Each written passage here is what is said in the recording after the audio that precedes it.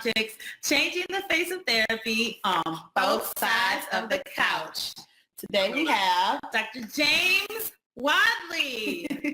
I've been trying to just about to say you on the podcast, finagling, dropping hints. And I finally got him to kind of say, like, okay, sure. I was like, okay, here's the link. It wasn't that bad. no. It was. I think once she probably directly asked you. Right. You know, dropping hints. But I'm really excited about having you here. And our topic today is a great one, right? We're going to talk about sex. We're going to talk about having healthy conversations about sex. So just a little bit of an intro for those who don't know how dope you are already, right? Okay, so Dr. Wadley, you got the wrong bio pulled up. Sorry. Dr. Wadley is a professor. You teach over at which university again, Dr. Wadley? I'm at Lincoln University. I'm at the Graduate Center in downtown Center City, Philadelphia. There you go. And you're snowed in today. I'm snowed in today. I'm homebound with my 5-year-old. My 5-year-old may interrupt this conversation at any point. I ask for the Melanin and mental health community to be open and flexible and agile to embrace me and my child. Absolutely. Yes. And he's adorable. So he's welcome to be part of the show. But Dr. Wadley is an associate professor, chair of counseling and human services program at Lincoln University. He's also a licensed professional counselor, marriage and family, and sexuality expert therapist in Pennsylvania and New Jersey. Also the founder and editor of the Journal of Black Sexuality and Relationships. Also, you're also still a supervisor, right? For ASECT? Certified supervisor. ASECT certified sex therapy supervisor. And you really are, you know, one of very few Black male, all of this. Right. Not one, but any of it, in any category.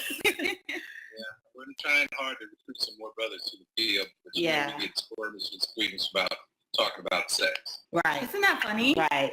It's interesting, right?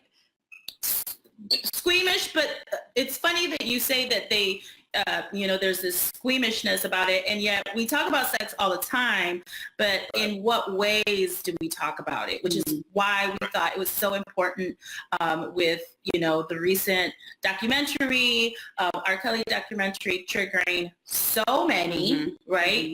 So many, you know, I myself was like, whoa, I didn't expect to be as triggered as I was. And so the need for us to have these healthy conversations and engage in them is so important. So we're so excited to have you here. Yeah. So thank you for joining. If I may add, the conversation's about vulnerability, and that runs counter to stereotypical conceptions of what masculinity is. And that all things and anything masculine is to be anything other than vulnerable and intimate and be able to disclose what you're thinking, how you're feeling, and what you do. So, yeah, it's difficult to get men to come into this field and be open to having, you know, these sensitive conversations about life, love, happiness. Right. So true. Right. So can you tell us a little bit about how you ended up getting into this field? Was it always an interest, or was it something that just kind of happened? It just kind of evolved into that. As my 5-year-old is looking at me, what do you need, Cairo? Who are you talking to? Yeah, man. Like I said, my 5-year-old is home today, and I'm on dad duty. That is fine. It is what it is. It is. Yes. So, nevertheless, good. So when I when I was in high school and in college, I was interested in looking at children's toy choices. So why do some little boys choose trucks, and why do some little girls choose dolls? And so I looked at how gender roles are constructed for my senior capstone project. I always wanted to continue to work with children, and so I applied for school psychology programs. I know this is bad for business. This is all good. I chilled before I started this interview, which is bad. You're fine.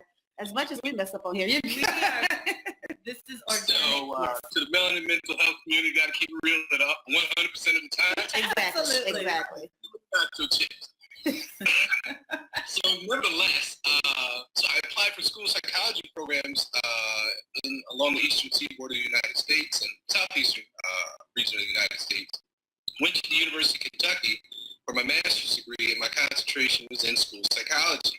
But as I was testing kids with special needs, it didn't feel like that was in alignment with what I really wanted to do. Mm-hmm. Kentucky wanted me to work for a year before I went for my PhD, and I was always afraid that if I worked for a year, I'd never want to go back to school. Mm-hmm. So if you broke and you ain't getting any money, and then all of a sudden you getting a check every Friday, every other Friday, every first of the month, that's not going to fit well within graduate school study. Right. So I left Kentucky back in sometime in the 90s. I'm showing my age. And, I got into the University of Pennsylvania's Human Sexuality and Education program. It was the best 6 years of my life because I had a chance to meet people who were anything other than black, middle-class, heterosexual, cis, able-bodied Christians, because that was all I knew at the time. So the program was so wonderful and so powerful that I had a chance to learn about, the continuum of sexuality and be able to interact with people who weren't like me. Right. So who are like me but not like me in many different ways. So I finished that in 2001. My research was on HIV/AIDS prevention and sexual decision for Black American males. So some of us guys, we choose to not protect ourselves with condom after the first time.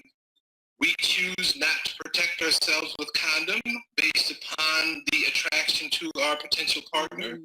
And so in the late 90s, early 2000s, that's when there was a boom in HIV/AIDS research, and I had a chance to work with several influential people in the field. And I'll go ahead and name drop Loretta Sweet-Chamott and John Chamott. They've done wonders in the field of HIV/AIDS prevention.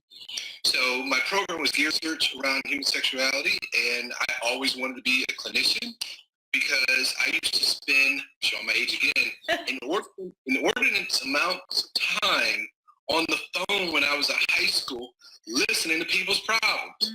I'd be here like this, like 6 o'clock to like 12 o'clock until my mama said, boy, if you don't get your ass up off this phone. Right. She was picking it up.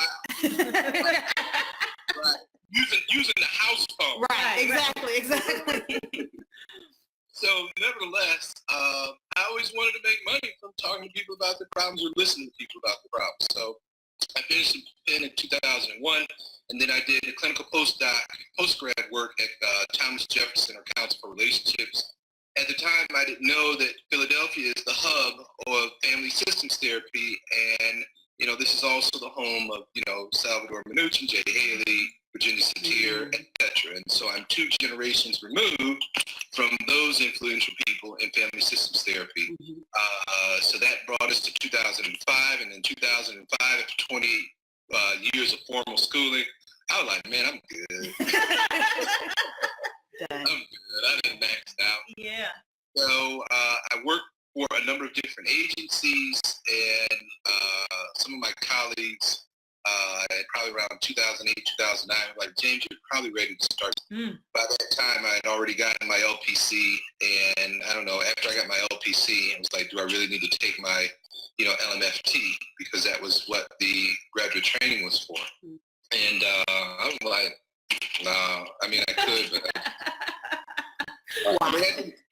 really, at this point, it was really whatever. So I opened up a practice in Philadelphia, and then got engaged, got married, moved to Ewing, New Jersey, and I'm going to say it. I tried to run a practice out of the condo clubhouse. It's ghetto. Let me call it what it is. So the condo association people said cease and dismiss. So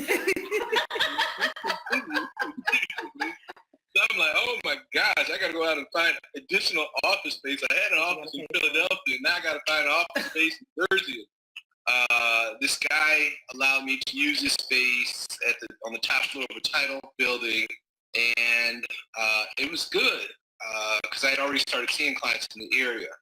So one of the advantages of being a marriage, family, and sexuality therapist a black male is that I draw people from far and wide because I'm the only ASEC certified sex supervisor who is black American. Yeah. Male. Because there are 2 or 3 who are female, but I'm the only male. And so I draw people as far as New York City to as far south as the northern part of Maryland, as well as I see, a handful of folks online. So, I started my practice in Jersey and it was good. And around 2010, I accepted a tenure track position at Lincoln University. And so not only was it tenure track, but I was also the chair for the Human Services program.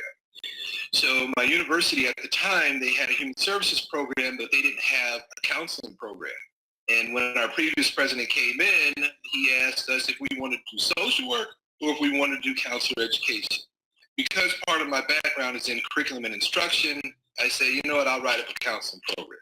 So I wrote up 22 courses for the counselor education program at Lincoln University.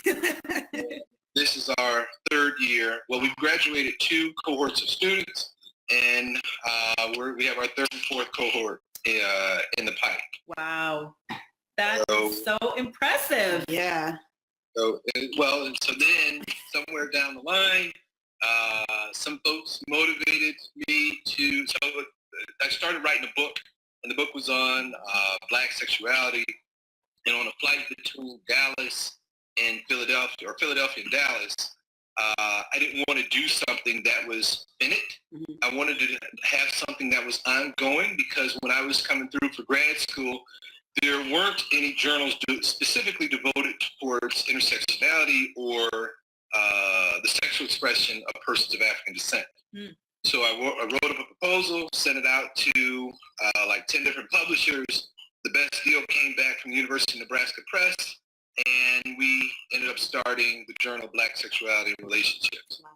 So the folks who I chose for my editorial board, they were like, James, you have all these wonderful people sitting on your board. We need to get together and have a conference, because I already sat on the board for the American Association of Blacks in Higher Education. And so we ended up throwing our first conference 4 years ago in Philadelphia.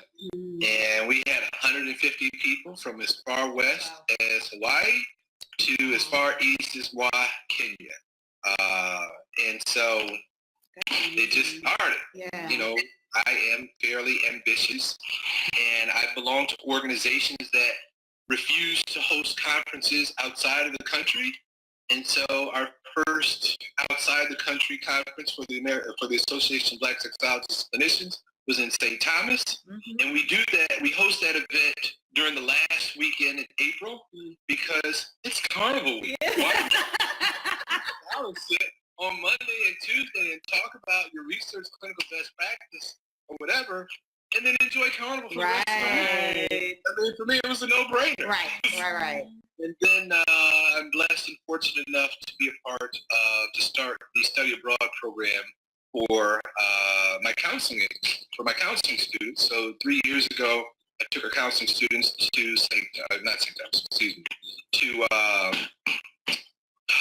Cape Town, South Africa. And that was good. And then after I took my students, we had our first international lecture series for Association of Black Sexologists and Clinicians there. And then last year we were in Prague, and this year we're going to Cuba. Wow. So it's amazing. good. And, as you can tell, it's a lot of moving parts. Yes. I'm honored to be asked to, be on this podcast with you all, because I followed you from day one, and you all are doing magnificent work in the community and galvanizing 20,000 folks. Go ahead. Thank you. Thank you. No, you have done. You have amassed a small town of people. If you ever could get everybody together in a small town, you would take over. We should work on that. Yeah, we need to work on that. Start in our own town. Right. Just start from scratch. No, but you have done a lot, and that is so amazing. Just from it comes from the same place of us starting Melanin and Mental Health. You see a need, and then you fulfill that need. That's all it is. And you saw a lot of needs and have chosen to fulfill all of them in some awesome ways. So we appreciate you for being on this show. Yes.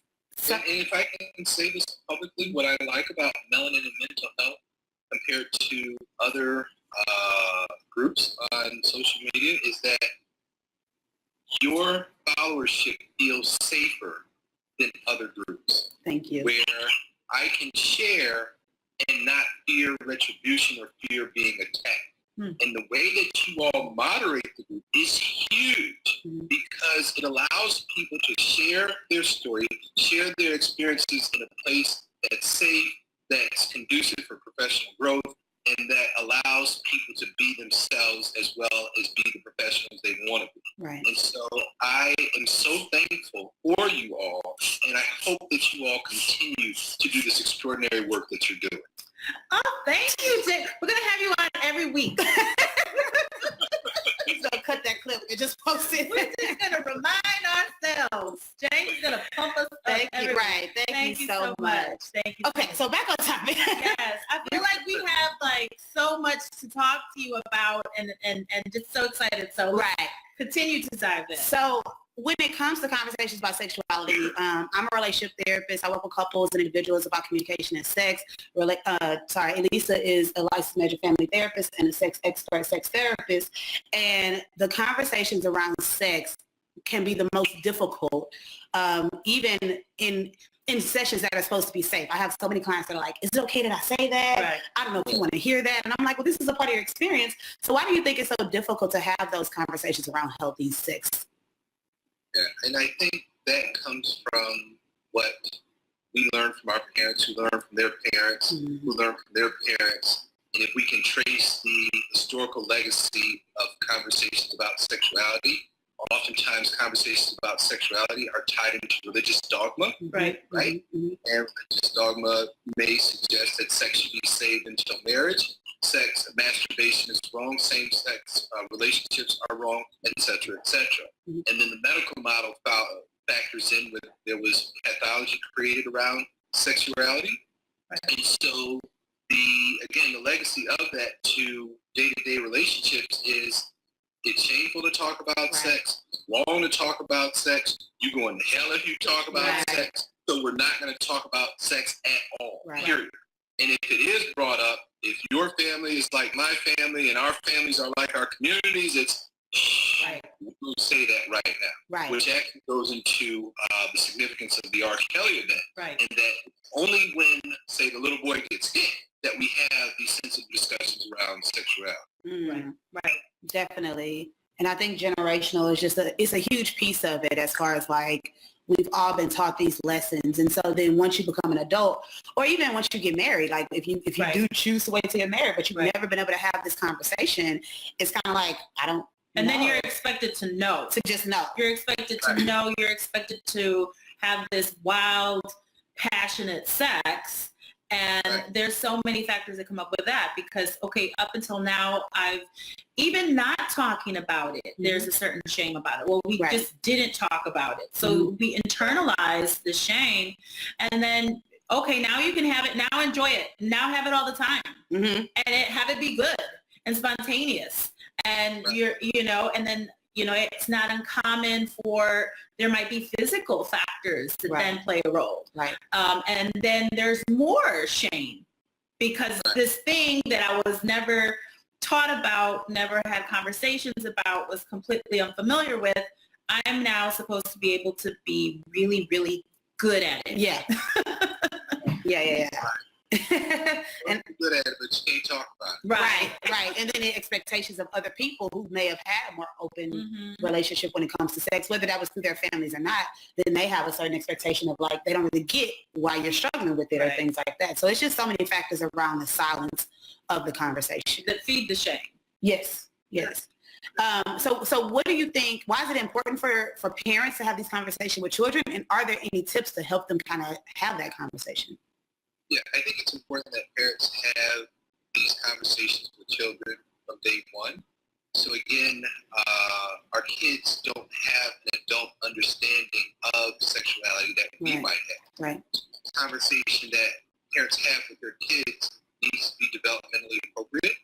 And again, if we can think about sexuality as a continuum that's based on age, race, gender, ability, identity, biology, physiology, etc., Again, those conversations need to be tailored to the age of your kid. Right. So for instance, if I were to have a conversation about sexuality with my 5-year-old, I may talk about friendship and how he may spend time with boys or girls or both or neither, and how he's able to negotiate those relationships.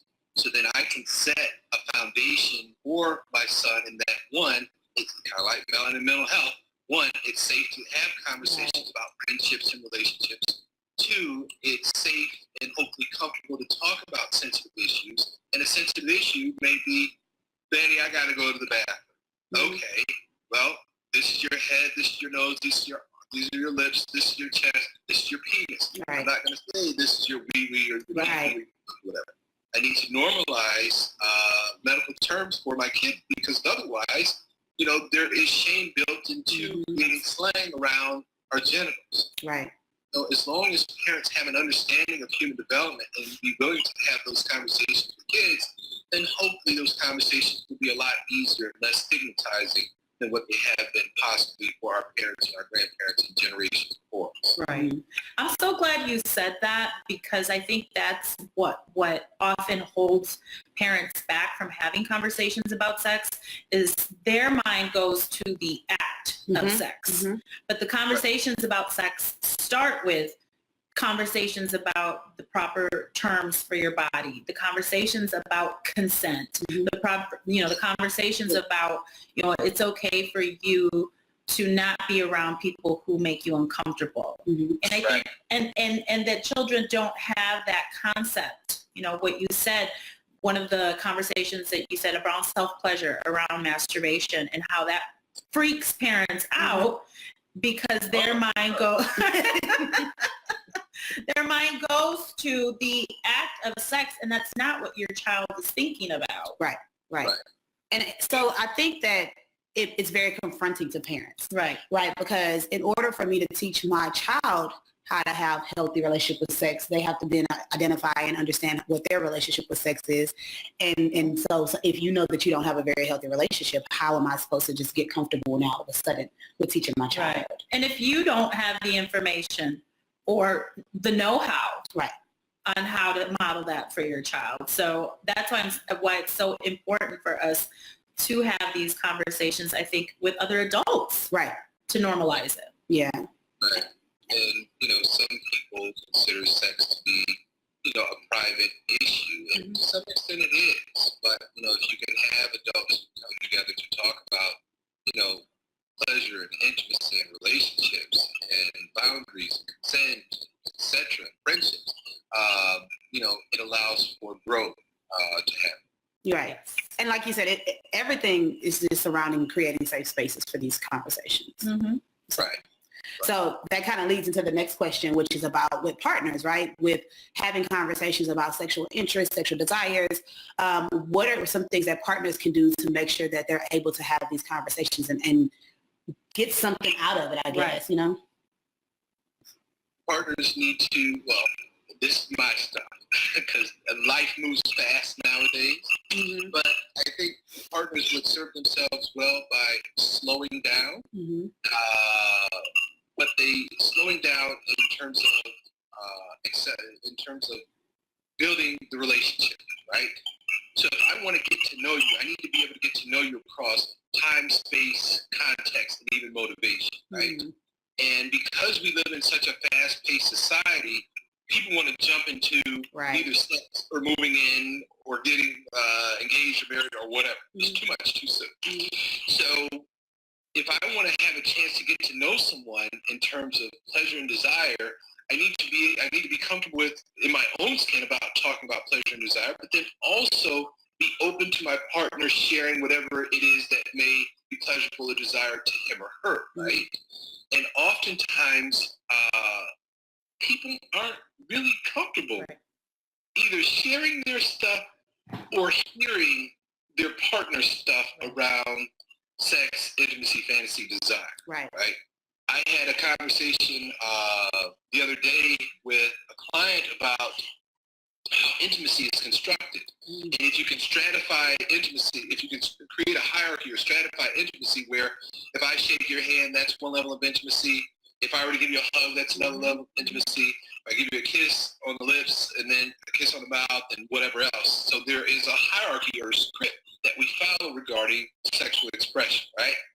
So my client spent time talking about how she and her current partner were dating, were talking, whatever that means, the casual relationship, right? Right. But the partner was spending a couple of days out the week over at, one partner was spending a couple of days a week over at the other partner's house, and we talked about how one partner wanted the other partner to wash the dishes, right? I'm trying to reframe my story. So I said, wait, hold on. I said, you are more comfortable sharing your body, sharing your house and your space than you are asking your partner to complete chores at the house. I said, for me, that blows me away, right? And you don't even aren't quite sure what turns your partner on, right? So you and I are dating, you come over to my house, maybe about a third time, and I say, okay, you two, you've been over here, you eating up my food, you using up my heat in this winter storm.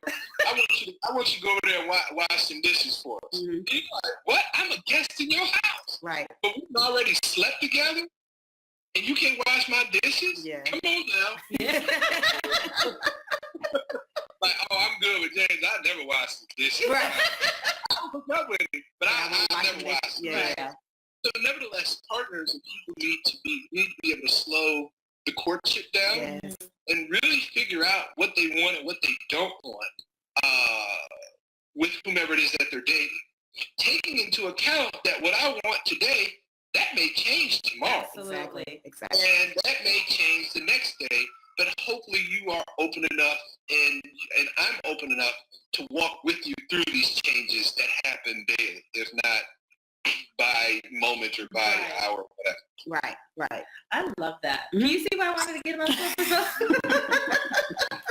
No, that's awesome because I 100% agree with the pace in which we become intimate. Right. And again, it's all about what you want, but it's also about like intimacy is so much more than just a sexual act. Right. And so many people have a hard time understanding that. Right. And so if you slow it down, all those moments beforehand kind of build up that expectation and that like you have so many opportunities to really learn each other and get to know each other. And this is what I say on my other podcast. It's just, if you take the time to kind of build up, you have a better chance of really enjoying sex. Right. If you're really taking that time to get to know each other, talk about it, have different conversations, that a lot of people that are currently having sex feel uncomfortable talking about. Right. So you could be already having sex with someone and still not want to discuss, well, this is what feels good to me because you don't want to hurt their feelings. Right. But if you all have all of that ahead of time, imagine how great it could be the first, second, third time you have sex as opposed to like waiting. Right. Because the connection goes beyond the physical. Right. And I think that's what so often we want and we can't understand why we can't. Well, if I'm sharing this really intimate act with you, why are we not having that, heart connection, the emotional connection? Well, it's because we're working backwards from it. And then that's not a judge. That's not coming from a place of judgment or shaming. It's just, we often get stuck in these patterns and we can't understand why relationships that we're in get stuck at a certain point. Yeah. Well, why is it if I'm giving all of me, right, that I'm not having that connection? And it's like, because we're not. Right. So intimacy goes beyond the physical. And I think people are really uncomfortable a lot of times with sharing these emotional parts of us. Right. Definitely. Right. I just share a quick story, tell a little bit about my business. Met my wife moons ago. We were together, it was good, whatever. So then one day she was like, hey, James, I'm going to need you to kill these spiders. And I was like, what the hell? I was like, yeah, I'm into you, and I guess I'll do it, but this ain't on the contract. Had I known this from day one, I'd have been a rat. You gotta kill spiders? Ain't no killing no spiders. That's so funny. All 6'5" of you is scared to kill the spider. And it's not even that I'm scared scared of the spider. I got too much other stuff I got going on. I can't worry about the damn spiders in the corner of the room that ain't going anywhere. That is funny. That is And then hilarious. I'm like, what's going on in your life that you can't kill them damn spiders and get rid of them? That's so funny. Yep. That's Those expectations. Did you kill him though? I did. He was already sucked in at that point. That's what you got to do. You got to wait till you suck him in and then be like, so that roach over there, could you Right. pick that up real quick? Right.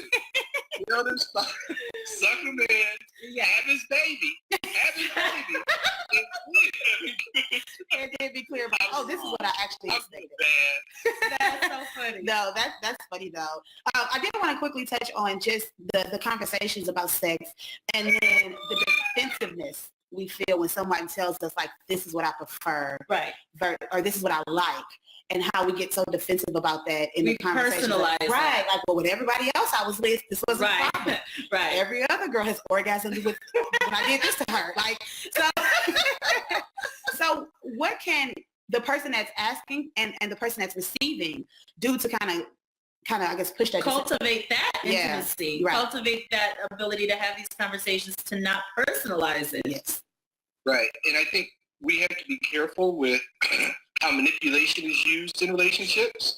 Because if I'm comparing you to previous partners who did this or do that, and that runs counter to who you are, then it's wrong. I mean, it's flat out wrong. Right. And so when your antenna goes off, or when your signal goes off that, boy, this kind of feels manipulative because I'm being compared to a circumstance that I had nothing to do with, then that's when you call timeout and ask the person if that is his or her genuine intention to be manipulative. Right. Because if it is manipulative, then we need to have a different kind of conversation around consent and being respectful of boundaries, as well as being open to engaging in a healthier dialogue around fantasy, desire, pleasure, or whatever it is that may exist in a relationship. Love that. That's awesome. I love that. And that requires self-awareness, right? That requires the ability to be in tune with ourselves and to trust when we're like, something feels off here. And to be able to advocate for ourselves. Right. Be able to speak up and say, that's not okay. Wait a second. Yeah. Because time out. Right. Because everybody's allowed to ask for what they want in whatever situation. Now, whether or not you get it is a different thing. But you have the right to ask for whatever you desire, and then go from there. So when it comes, what are your favorite resources, books, podcasts, anything like that, as far as helping others when it comes to like sexuality? Oh man, all my stuff. Yes. Got a whole journal. Yes. All the journals. Shoot, I don't know. Remind them of the journal. Remind them of the journal and where they can find it. So the Journal of Black Sexuality and Relationships is published through the University of Nebraska Press, and it is available through a host called Project Muse. It's not necessarily for lay readers, in that it is, because it's a scholarly journal, it is, I'm sorry, my child is calling me. You're fine. Yeah, y'all gonna follow me around. Walking around the house with you. What's going on? All right, so then go ahead, wipe yourself and get off the toilet. And wash your hands. Just needed you to see that I was in here doing what I needed to do. I Needed love you to it. see, taking care of I love business. Healthy conversations about sex. We said that we were going to include them as part of the podcast. That is I don't know hilarious. where the breakdown is, where he had to call me to come back there. But that's But can I just say that is a teachable moment, because how you managed that even just now, right? Like if you think about, even how shaming that could have been, right? Like to him, like, right. Like I'm doing something, so you walking the walk, you're modeling for us how you do this. This So is that's how you do good. it. That's a teachable moment. This is how you do it. yeah. Okay, so you had said, Your journal. Let me show my age again. You all remember the old Batman episode? Yes. Didn't watch it, but I remember. Adam West and Burt Ward. So what would happen is that when they would encounter the villains, the screen would turn to the side to show chaos. At this moment, I'd like to turn my screen to the side to show chaos in my house. You're fine. I love And you it. still get it done. I love This it. is what balance looks like. This is When- it. when we It's talk not about balance, ongoing. It's never like You a get straight it. line. You get it done. You get it done. I love it. So nevertheless, so it's a quarterly interdisciplinary journal where people write. They talk about their research, clinical best practice, pedagogy, and they do that through writing quantitative, qualitative, and conceptual articles about sexuality and race. So it's not necessarily for lay readers, but if you host events at your house and you want to shake up conversations about identity, gender roles, intersectionality, relationships, sexuality, whatever, set my journal out on your coffee table. Right. People will come by and pick it up and like, damn, what y'all reading? Yeah. And you can get a subscription? Yes, you have to subscribe to it. Okay. Like I said, it's released 4 times a year, and I guess I'll have to check to see what the previous articles on. But the conversations can be so rich when you have firsthand research there in front of your in front of you and at your fingertips, and you can say, oh, this is what it is. This is what's going on with this particular topic that we're going to talk about now. Yeah. Because oftentimes, if your friends are like my friends, a lot of times when people talk, it's a lot of rhetoric. Right. And they base their information on maybe what they see on TV. And there's nothing wrong with the information that you get from TV, but sometimes it's not based in research or best practice. Right. So then there's the Journal of Black Sexuality and Relationships. And then one of the resources that I use for many of my couples, it's a book that I wrote but a few years ago. It's called The Lost and Found Box. And The Lost and Found Box is about how people will spend inordinate amounts of time suppressing their authentic self, trying to be the person that they think that their potential partner wants them to be. And then even in their relationships for 1 year, 5 years, 10 years, 20 years, they realize that they lose their authentic self just to maintain the relationship. And they look up when they're 35, 40, 50, like, oh my gosh, what did I get myself into? Because I haven't been honest with myself or with my partner since day one. So I frequently refer my clients to read The Lost and Found Box because it's a wonderful resource. The other piece that I refer to my clients is it's a coffee table book. It's called Would You Marry You? And oftentimes people don't question why they would marry somebody like themselves. Right. So I had a couple who came into my office, actually I had a few couples, but I had a couple who came into my office years ago, and the guy was treating his partner poorly. And so I said to the guy, well, knowing what you know about yourself, would you marry somebody like you? He got quiet, and he was like, no. So then I was like, well, how do you expect your wife or your partner to put up with all the crap that you give to her? Right. So I made that into a coffee table book. And so those are at least some of the resources that I use to share with my clients and even with my colleagues. Awesome. That's Love great. it. Love it. Buying all of that. Okay, can you tell us why therapy is dope? So therapy is dope because of women like you who are trailblazers in this field and who create spaces for therapists to come together to talk about countertransference, to talk about managing your practice, to talk about being a person of color in this white-dominated field, to talk about how gender is constructed in a male-dominated field that's now being enhanced by the increased presence of women in the field. So therapy is dope at its ground level for me because I work hard at trying to surround myself by dope people like you two. And it makes my job that much more enjoyable and that much easier because therapy then becomes an extension of who I am as a person. And possibly the gifts that I've been blessed with to be invited into people's lives, as well as help people through some of the more challenging circumstances in their lives. Awesome. That is so awesome. Last question, our favorite question. Why are you dope? Why are you a dope therapist?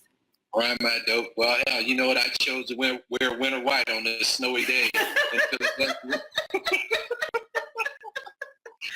Perfect. And, you know, I guess I'm dope because I love being a dad. I love being a partner to my wife. I love the field that I'm in. Again, I got so many wonderful and talented people around me who allow me to be me. I'm working on a number of projects. My next project coming out is the Handbook of Sexuality Leadership. I got folks from near and far to contribute chapters to this book. And as a matter of fact, hearing me say that, I need to make sure that you all have it so that way you can have an opportunity to contribute. We have past presidents of large organizations who are part of this book.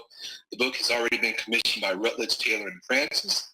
And I even have another self-help book coming down the pipe. I have my conference coming up in St. Thomas in April that I hope you all will join us one day during Carnival Week. You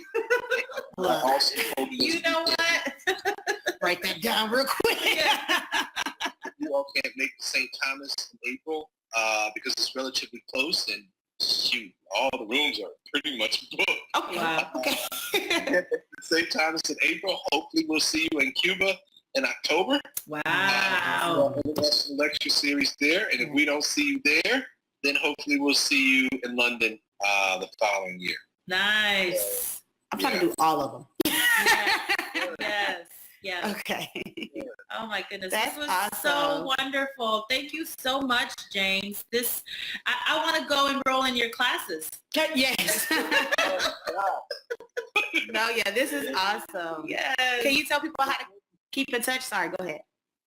No, I was going to say, if you came to my classes, then you may find out all the secrets because I spill all the beans in my class. That's right. We're taking notes. Down. Yes. Yes. My students probably, they love me, but I'm sure they hate me because we start on time, we end on time, and we maximize all of our time. So, but yeah, thank you so much for inviting me to be a part of this. And I'm really happy and proud and blessed to have you to invite me to be a part of your service. So, Thank awesome. You. So how do people stay in touch with you? You Google me. Right. You got enough projects. Everything will come up on Google. Google me. There you go. Don't go past page 10 because you might find out something that you're not supposed to find out. Uh-oh. Skip it to page 11 right now. That's what we're doing. Thank you, James. Okay, thank you so much. We really appreciate it. You can follow us at Melanin and Mental Health across social media, Melanin Health on Twitter. Make sure you go check out melaninandmentalhealth.com and see all the dope therapists that we have signed up for the directory every single day. And we have an event on That's the 28th. right. Next Thursday, we are doing a live podcast at an art gallery here in Houston. So if you're close, come to Ronin Art Gallery. Ronin Art House. Ronin Art House. If you go to Facebook, if you go to Instagram, the link's in our bio to get your free ticket. It's an event for the community. We're just going to have conversations about mental health, about therapy, but we do it in a way that is not boring. Yes. So it will be a live podcast, and we'll also have a Q&A. And so it's going to be good.